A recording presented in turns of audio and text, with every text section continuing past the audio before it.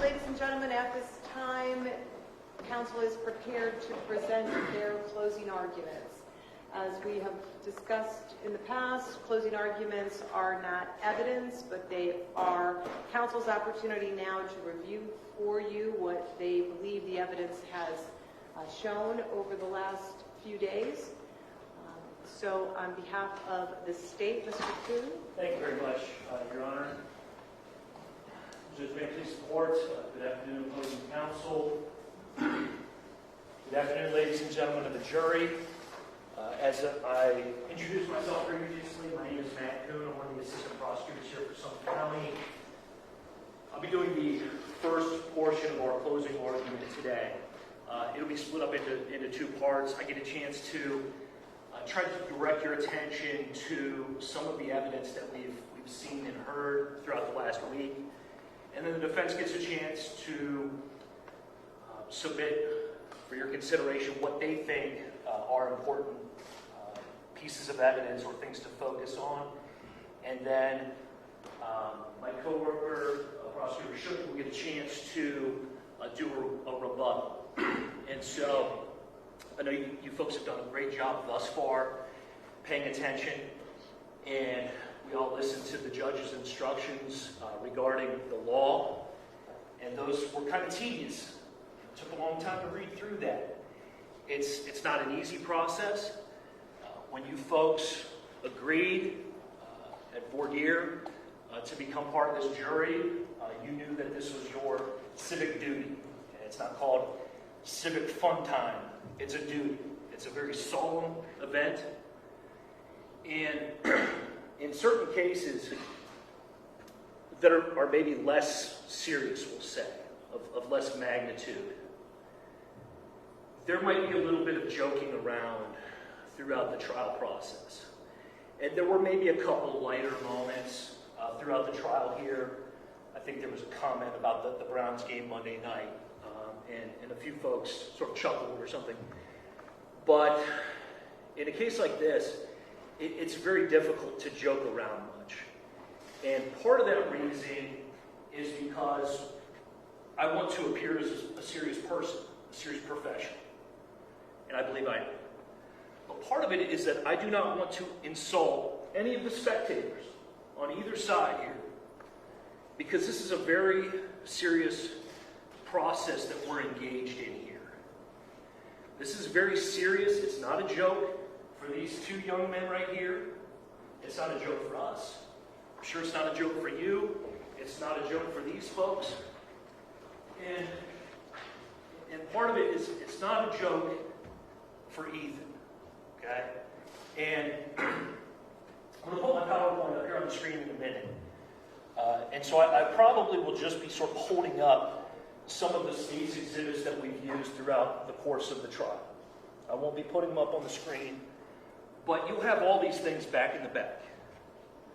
Okay? And I want you to take your time, and I'm sure you will, and go through them and give them that same due respect that they deserve.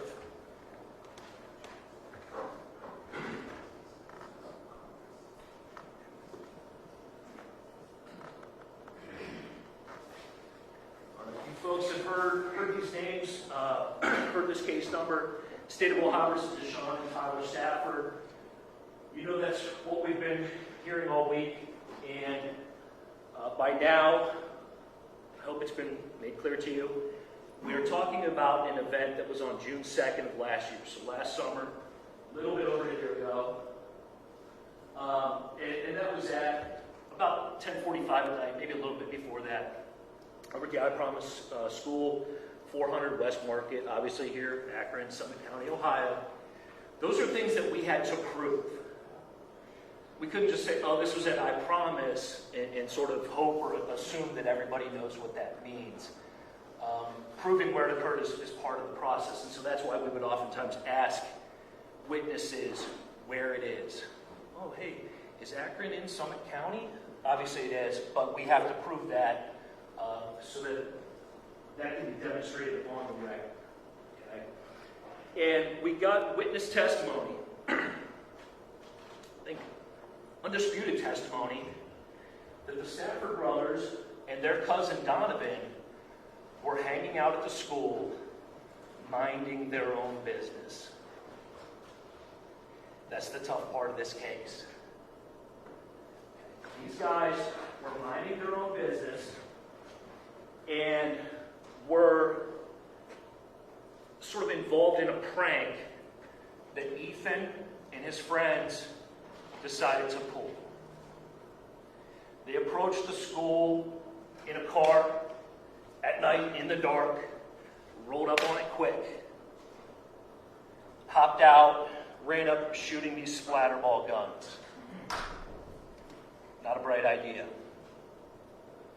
However, most pranks are not bright ideas. It was a joke. It was a goof.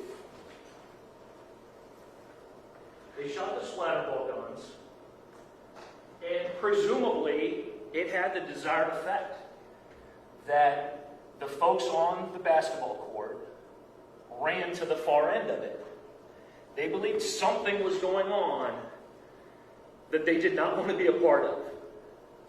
Whatever it was, didn't have the marks of something good. They ran. At some point, however, it became clear to them. And we got testimony and reports that Tyler yelled out, "It's a fake gun. It's a toy. It's a prank. It's a joke." Okay? Perhaps rightly so. The young men on the basketball court were not happy campers about that. Okay? And we saw the video. You have that back there for your consideration as well. You will have all the videos that we've watched.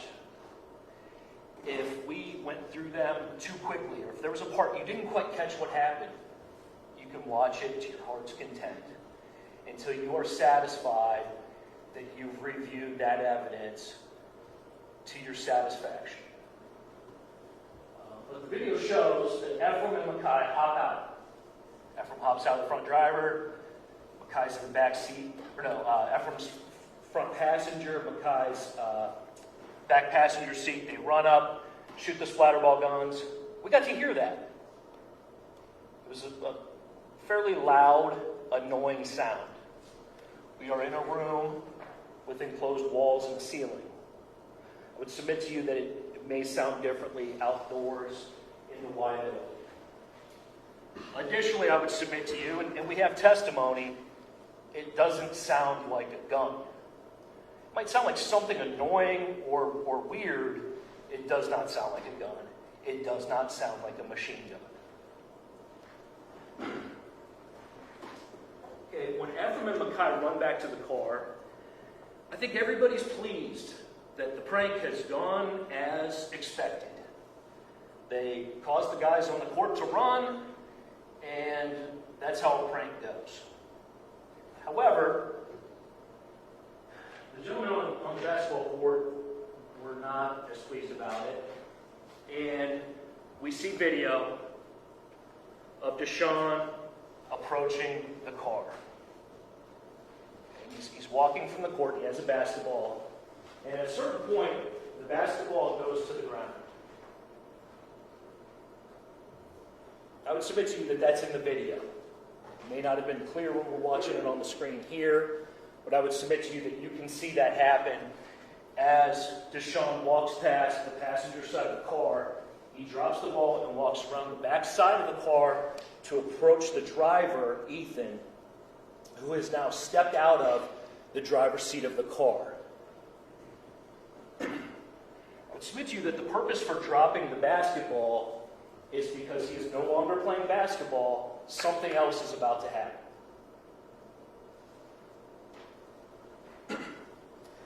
When Deshawn approaches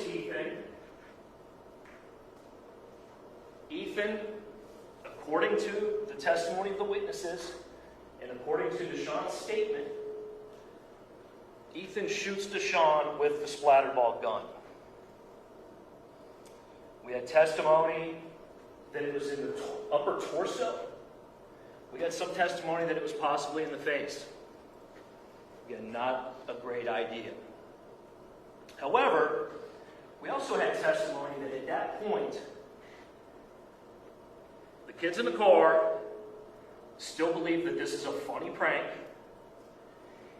and they testified that they saw Deshawn's face, and he did not seem upset. He was grinning, or smirking, or laughing. And we heard testimony that he said, are you serious? Is this serious? Something to that effect. If I recall correctly, that was Lamarty who supplied that information. And it was not clear that Deshawn was upset until Deshawn went for the gun, went for the splatterball gun. Understandable. At that point, the testimony that we heard was that Deshawn punches Ethan and the fight is on. Okay? And the reason why I just did air quotes right there is because perhaps initially, maybe right at the very start, maybe that is a fight, a mano type of a deal. Ethan versus Deshawn. Now, we heard a lot of chatter early on, perhaps in opening statements from the defense about the hulking giant that was Ethan. And we heard testimony that he's a good-sized young man, good-sized kid, but he's not the Incredible Hulk. He's 5'9", 172 pounds. That was verified by the medical examiner who personally measured his dead body and weighed his dead body with a scale that is calibrated on a yearly basis.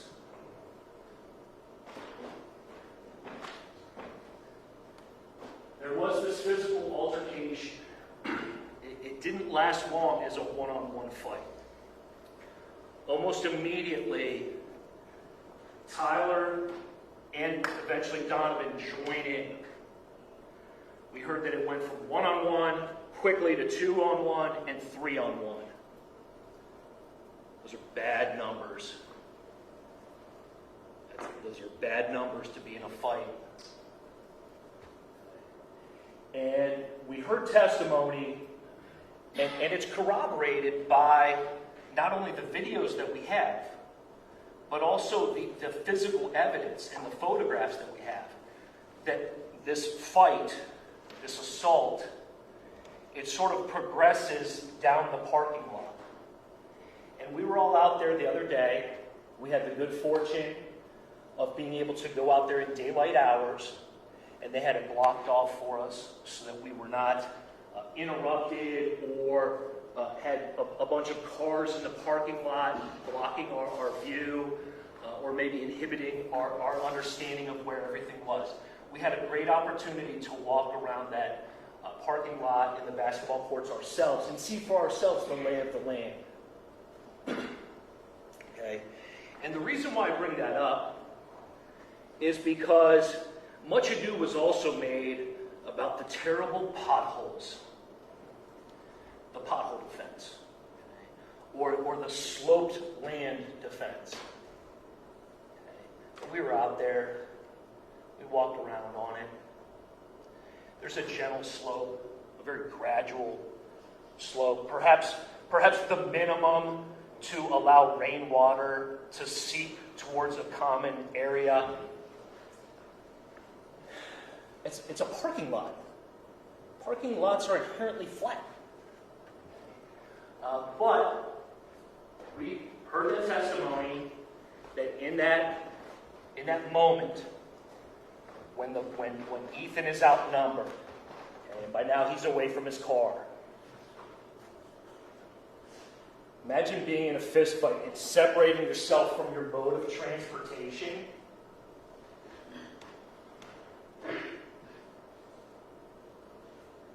He's now over by the light pole, and we heard the reports of him getting knocked out. Mackay said he was able to see it. But more importantly, I would suggest for your consideration, he was able to hear it. He heard the knockout blow. And the defense did some follow-up questions with him on that issue. Well, probably what you mean is you saw him get punched, and then when he hit the ground, you probably heard that sound. No. That's not what it was. He heard the punch. He said that. All three of the young men, the boys that were with Ethan, saw it from start to finish.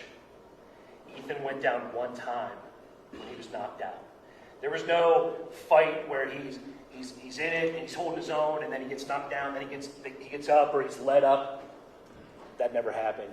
He went down one time. And another thing I wanted to clarify is the use. I've said boys and young men and that sort of thing. And there was much chatter about these guys here being called boys. In voir dire early on, the defense referred to them as boys. There was some confusion about their age as people were testifying. These are young men. They're adult men. The kids in this story, the boys in this story, were in Ethan's car. Just for clarification, to call a grown man a boy is either insulting or disingenuous or both. These are young men.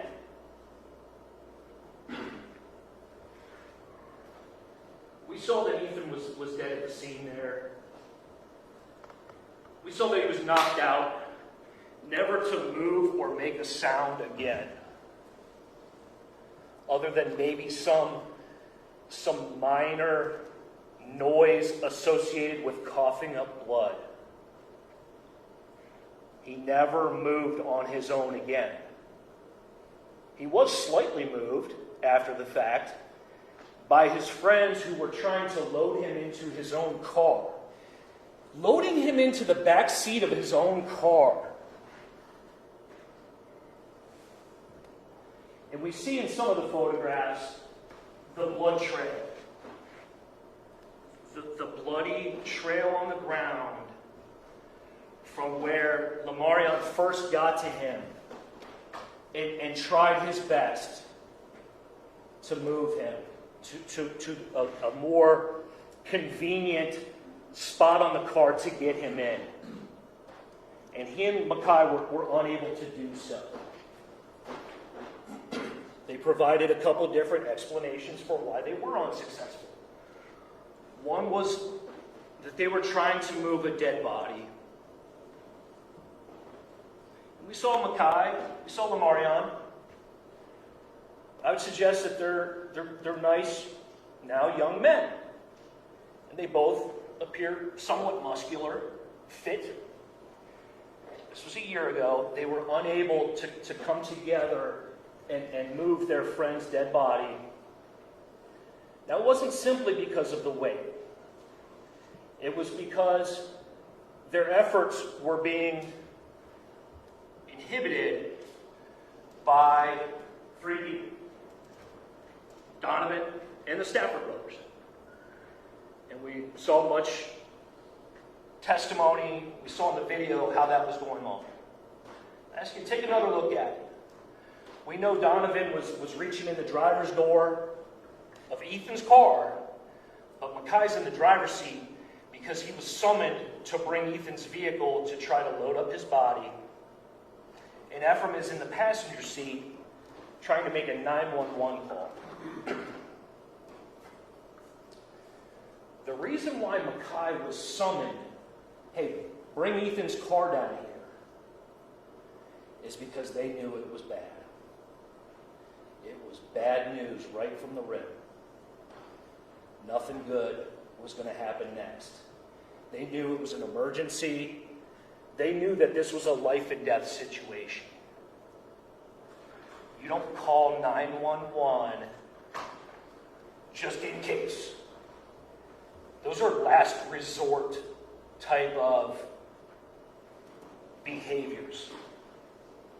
The other thing that's a last resort behavior is running home, possibly a mile, and hiding behind trees as you go because you are scared to death. I would submit for your consideration that not only is it significant that Ethan,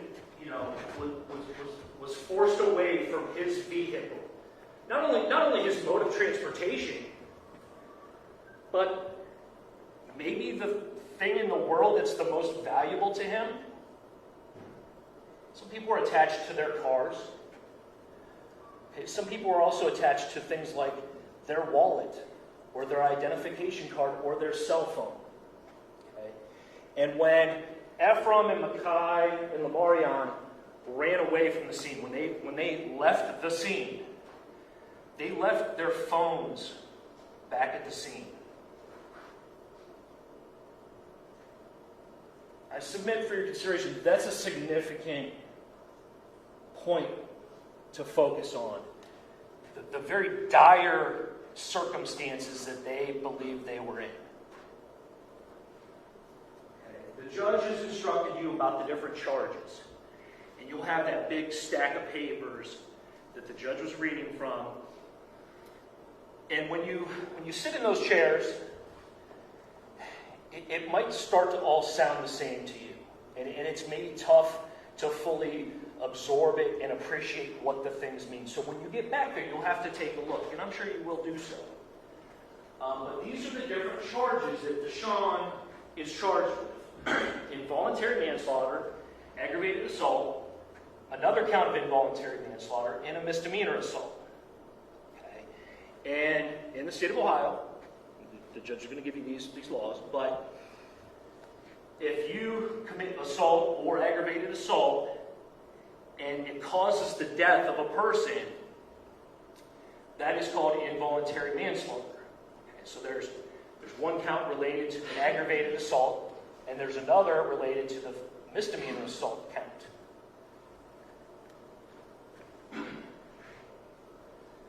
Tyler, he has involuntary manslaughter simply relating to that misdemeanor assault that we talked about, and also the misdemeanor assault. And I've put up there that Deshawn also has those charges. So they each have two counts that are the same, but then Deshawn has his own two counts. Because the evidence showed that he threw that knockout blow that caused Ethan to fall, never to recover from, never to stand up from.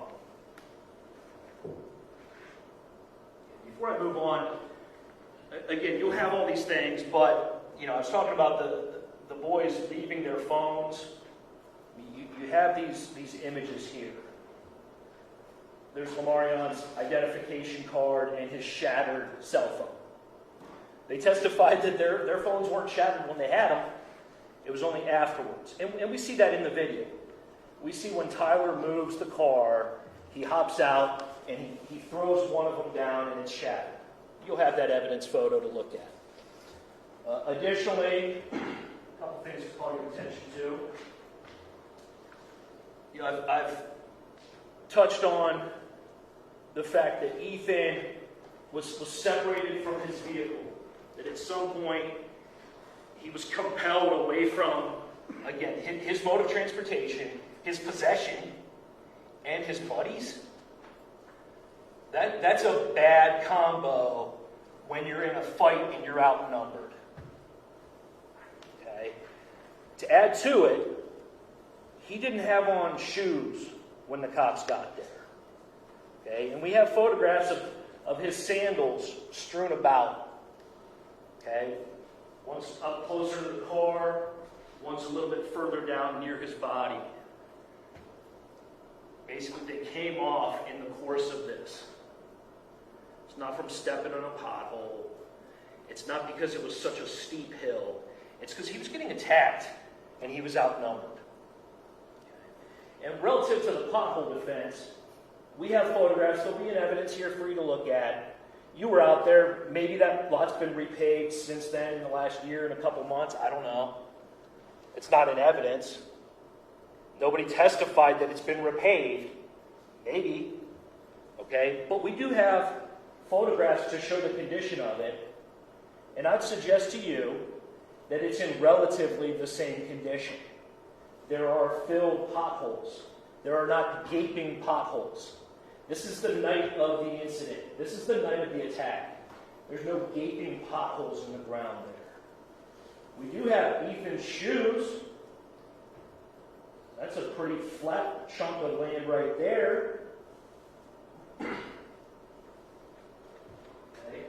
Additionally, I talked about leaving behind your possessions. Okay, and in placard number 4, we had testimony that this is Ethan's wallet right here, next to the splatterball magazine that would hold the Orby gel balls. This is his wallet at placard number 4. And if we look at the photo of the overall scene, we see that placard number 4, so that's the wallet and the Orbeez magazine, are over here. So going from his car, if he wanted to put those items there, he would have had to walk past the spot where his body lays, set them down, and then walk back over here where he would ultimately be found dead.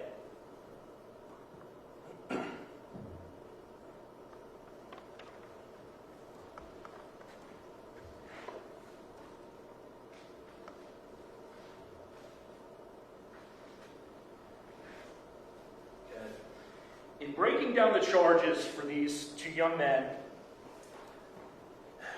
I'm going to start with this, essentially the least serious. That's assault. Okay. Knowingly causing or attempting to cause physical harm to another. That's the definition, approximately, of assault in the state of Ohio.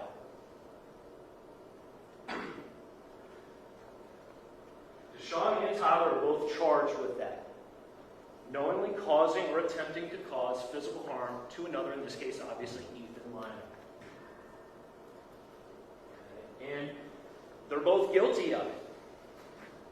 This wasn't an accident. They did cause or attempt to cause him injury by punching his face, hitting his face. The physical harm. We saw the photographs. We saw the brutal photographs from the scene, from the night of the incident. We saw the other brutal photographs in the autopsy PowerPoint. We saw the injuries to his lips, both lips, and a bloody nose. Look at his lip. I asked the ME on purpose, hey, maybe that's just dried blood on his bottom lip there. Maybe it's not as bad as it seems. He said, oh, no. Those are injuries. That is not dried blood. His mouth has been cleaned up. Those are cuts on the inside of his lip from being blasted back into his teeth so hard that it cut the inside of his mouth. His upper lip was a purple, puffy mess. We also saw the blood still in his nose. The doctor couldn't tell us exactly how far up that bloody nose began. He said, yeah, it could be from one punch. Please use your common sense and think about whether those injuries seem like one punch to you. They do not. Likewise, I asked about the injuries to Ethan's eyebrow and forehead. And I hope it doesn't come across as though I'm yelling at you. That is not my desire. I'm hoping that you're gathering that I'm passionate about this issue, and a lot rides on it, and so I want to make sure that I'm hitting all the points I want to. So please, if I'm getting animated, I apologize. But everyone knew that Ethan was knocked out on the spot.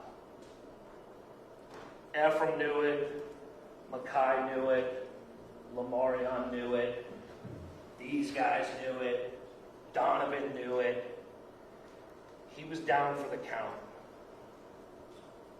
There was some questions from the defense about a woozy boxer getting up after 20 seconds or something. It didn't happen here. He was down, and it was over. He was dead. Everyone knew it. He never made another audible noise other than a sound related to coughing up blood and no movement. We have Deshawn's statement that he continued to hit him. I don't think he said whether it was a punch or something else. He continued to hit him. Okay? And Deshawn also explained that he got some injuries in this fight as well. Okay? And Deshawn told us through the interview that it was a fight. Okay? And something to the effect of either that he was fighting them or that we were fighting them. Somehow it was like maybe fair numbers or something. Okay? And there were maybe 4 guys total on Ethan's team. Okay? And maybe initially one would think, okay, there's 3 of us, there's 4 of them. I guess that's close. But it became very evident very quickly the other boys were not jumping in. They were scared. They bit off more than they could chew when they engaged these strangers at the basketball court. They were not expecting probably any response. And when they got a response, they were not prepared for it.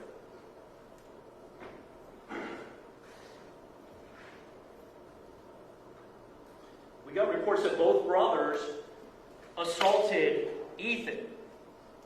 Everybody did. Donovan did as well. 3-on-1. Everybody was hitting him. Okay? Now moving on to the next serious charge. Aggravated assault.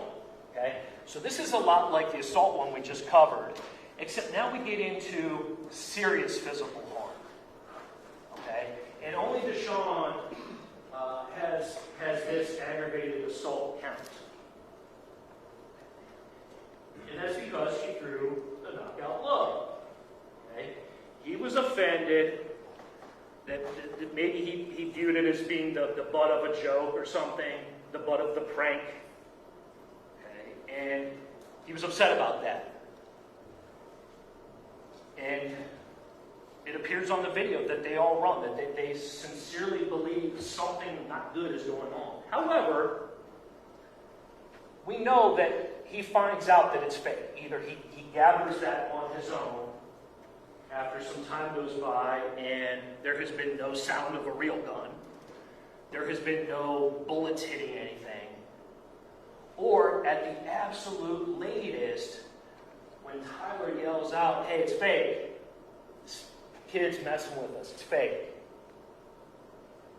Okay. And so there may have initially been some provocation by Ethan's group, by Ephraim and Mackay running up there and doing their little prank.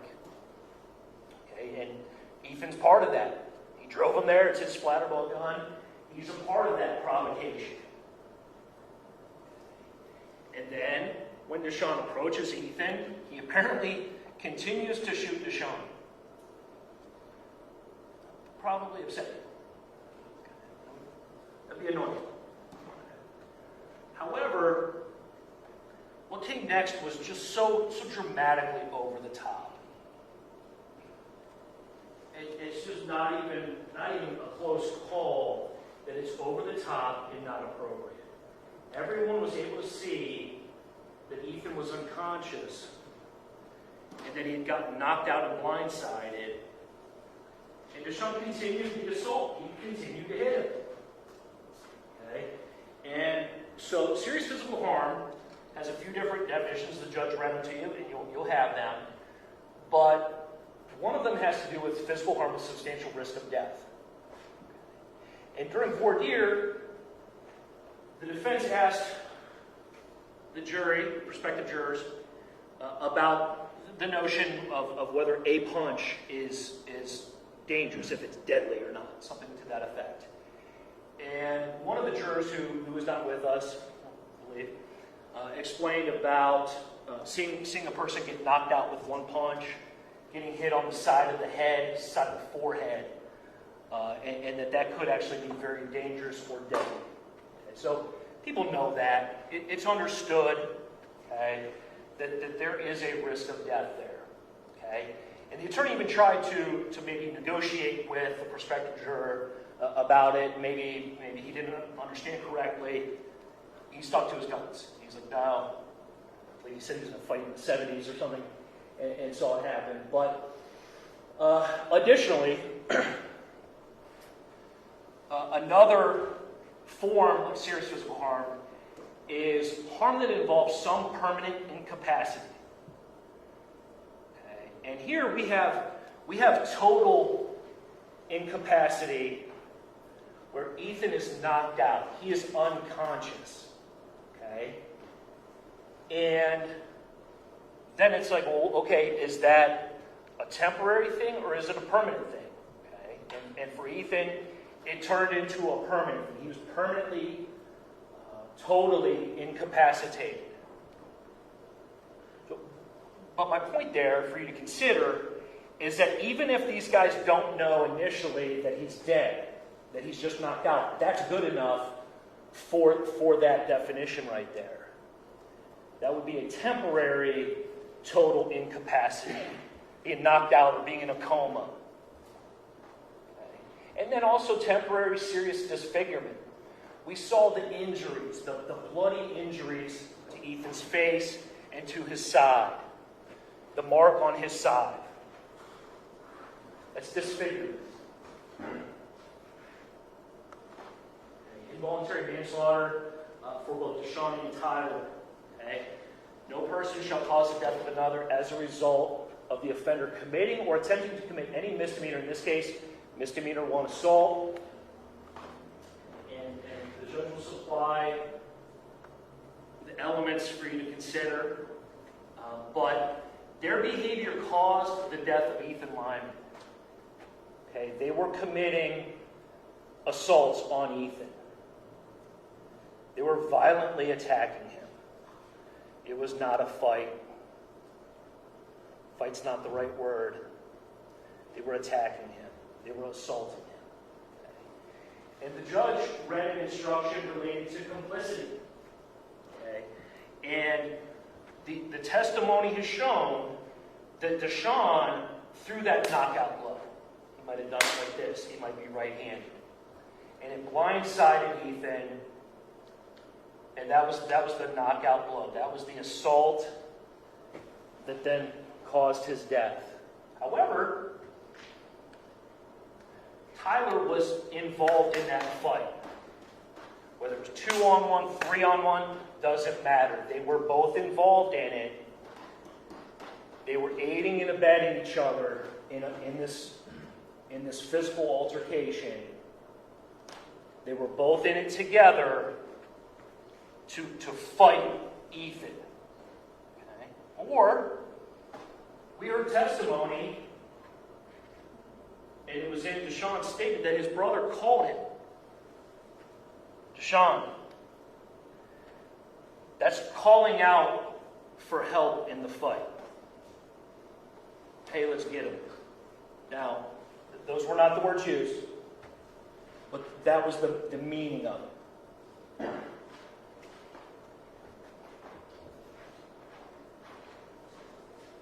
As I indicated, all of the testimony from Mackay, Ephraim, Lamarion, all of it was consistent that there was the knockout blow, but that everyone was hitting Ethan.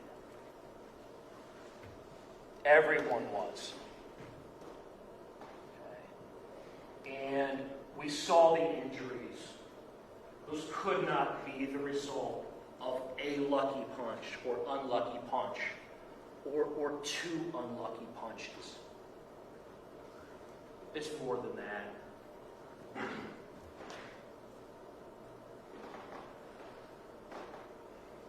Involuntary manslaughter. No person shall cause the death of another as a result of committing felony, in this case aggravated assault. We already talked about aggravated assault as causing serious physical harm. If the person dies, boom, you have this charge now too.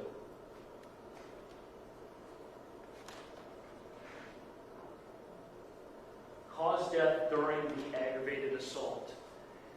The death was the natural and continuous consequence. It was the next thing in the sequence of events without which the death would not have occurred. We know that from Deshawn's own statements, that when he hit Ethan, Ethan went right to sleep. And we listened to that recorded interview. The audio was not perfect. However, you'll have it with you back in the jury room. Listen to it 100 times if you need to. It's in there. He said he went right to sleep. We also know that from Tyler's statement that that's what happened. And we know that the death was caused that way from statements from the medical examiner. He went into great detail about how once a person is unable to control their movements, once they are incapable of doing so, they are extremely vulnerable when falling. They cannot protect themselves or do movements to guard themselves. They're in an extremely fragile position at that point. Ethan was in that point when he fell, and when he continued to get ground and pound on the ground afterwards. We probably learned what ground and pound means. Lamarion used that phrase, and he explained what it meant. That after Ethan was on the ground, no movement, no sound, that the person attacking him continued to hit him. That is consistent with the statement that Deshawn made. He said he did that.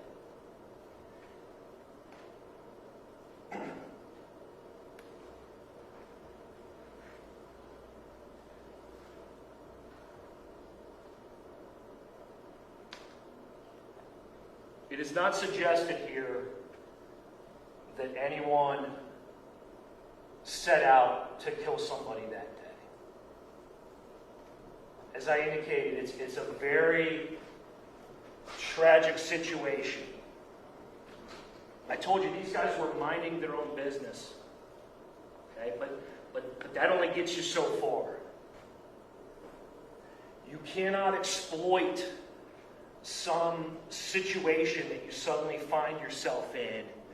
You can't capitalize on that or just go crazy and use that as some vehicle for you to commit a crime. Unfortunately, the law does not allow that.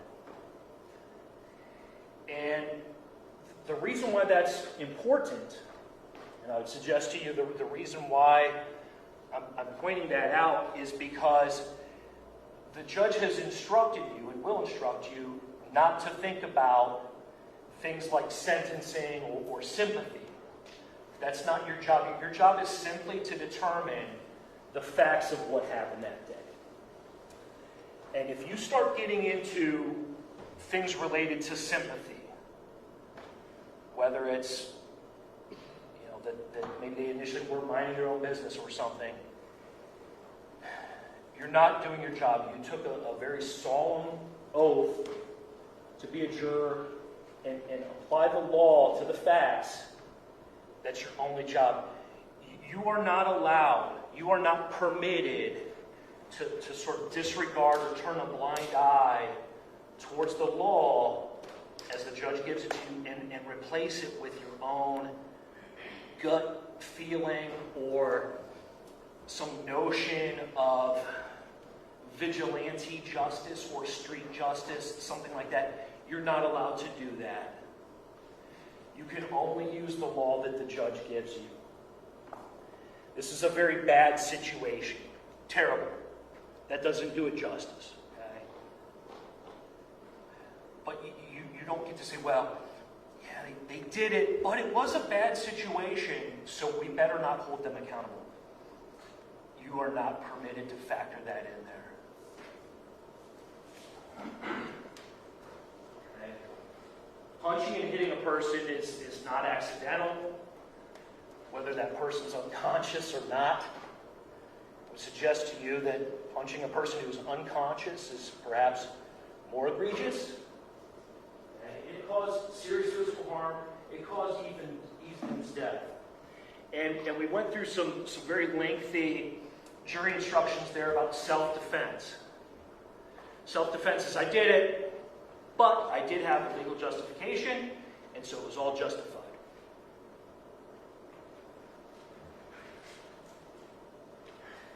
In the state of Ohio, in order for the state to overcome a claim of self-defense, the state must prove at least one of the following. Could be more, but we just have to prove one of them. That's the threshold. Okay, and so the state has to prove, has proven that one of these four, that the defendant was at fault in creating the situation, giving rise to the affray.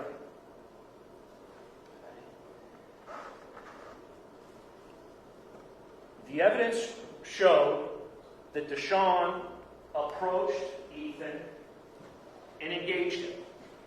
And then shortly thereafter, Tyler and Donovan did the same. The evidence also showed that Deshawn threw the first punch. That is the uncontroverted evidence. There was no other testimony to contradict that. The first punch was thrown by Deshawn. Done.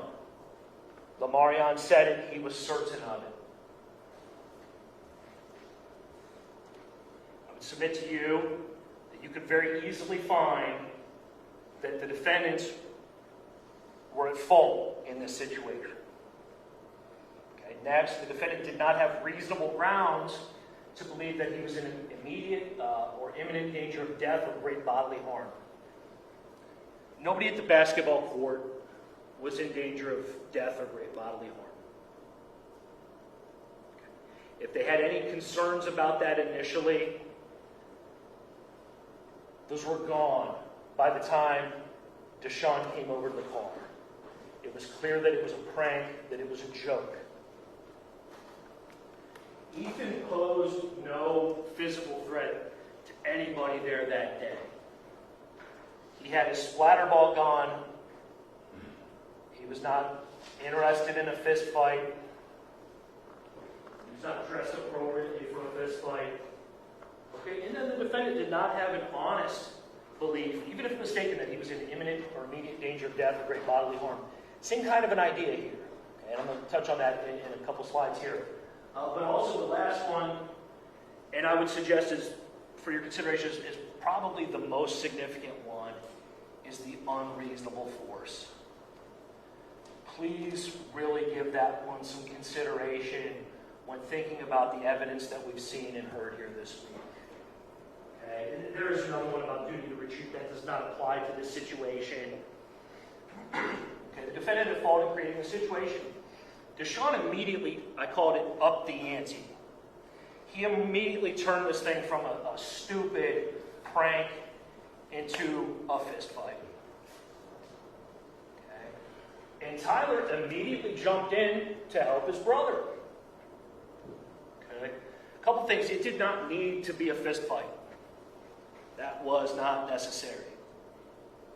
Okay. It definitely didn't need to be a 2-on-1 fist fight. And it really didn't need to be a 3-on-1 fight. And I mentioned calling it a fight is insulting. That's not the right word for it. A fight insinuates that there was some sort of contest. Okay. The next prong of this test here. It was not reasonable grounds to believe immediate danger of death or great bodily harm. Okay.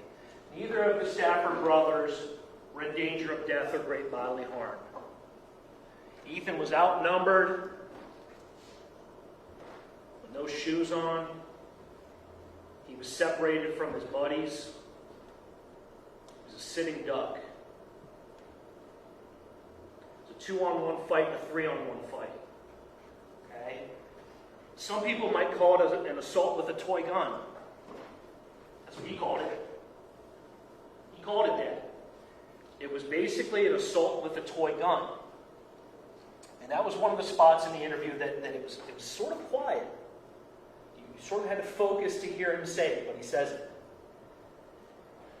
And I asked Detective Hornacek about that to follow up on it, just in case you all didn't catch it. Listen to that interview again if you need to.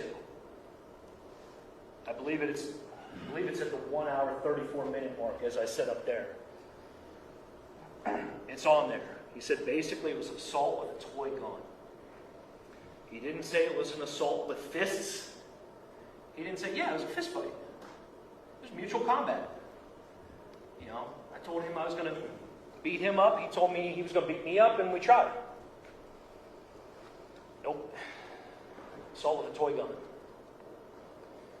No one at any point has given any indication that Ethan's buddies jumped in or attempted to jump in. It's a sad fact of this case.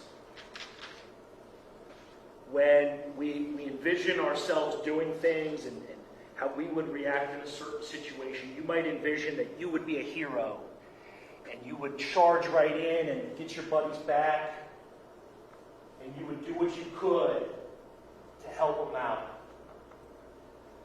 But unfortunately, for everyone, for mankind, a lot of people freeze up. They don't know what to do. And another reaction that some folks have is flight. Okay, we ultimately saw that as well. So initially we see the three boys, Mekhi, Ephraim, and Lamarion, essentially freeze. They're like, uh-oh, this ain't good. Lamarion runs over. By all accounts, he gets the closest. He goes to where Ethan is on the ground. And he told us that he would end up touching him. But before we get to that part, he said he touched the back of one of the brothers. Okay? And he didn't know exactly which one, but it was the one doing the ground and pound. It was Deshawn. He touched him, and he said Deshawn flinched at him. And so Lamarion felt he had no choice but to back off.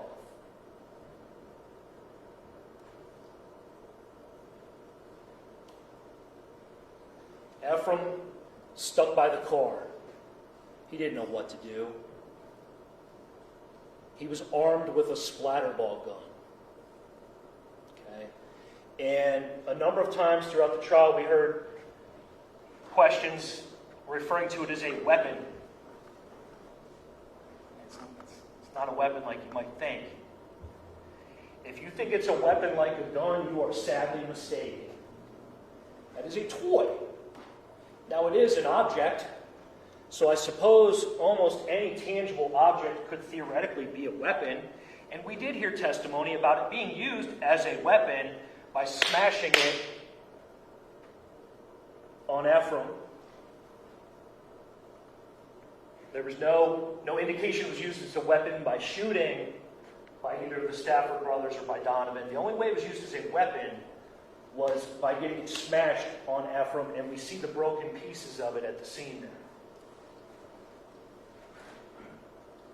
And I mentioned that I would suggest that Donovan and the Stafford brothers, not only did they overreact, and they went way, way, way too far, but they were capitalizing on the situation and retaliating. Okay? It extended something beyond whatever vague or sort of initial sense of justification or self-defense, it went beyond that into retaliation. And that is the word that Lamarion used. There was some questioning about it being self-defense, and Lamarion chuckled and referred to it as retaliation. This wasn't, oh, I'm scared, oh my heavens, you know. This was ground and pound.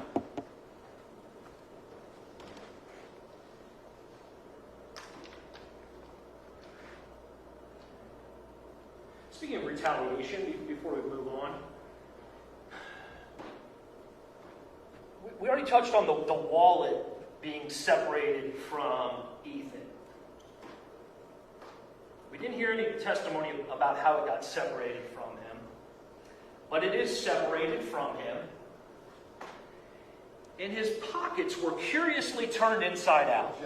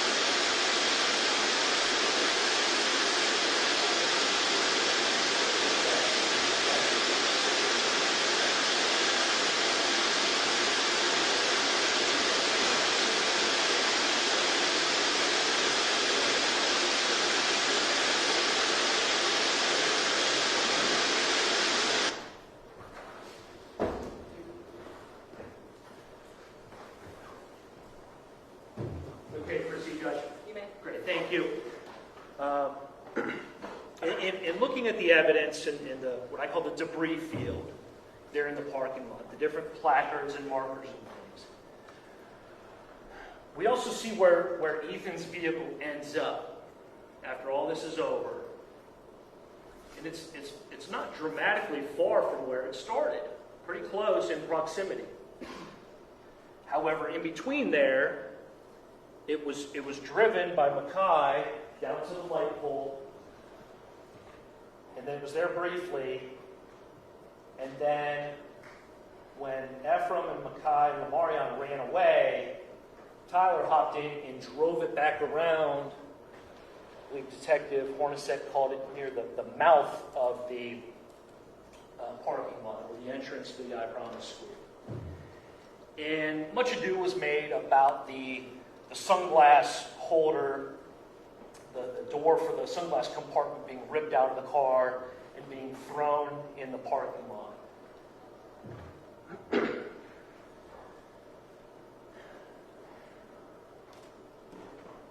There's no self-defense that relates to that, folks.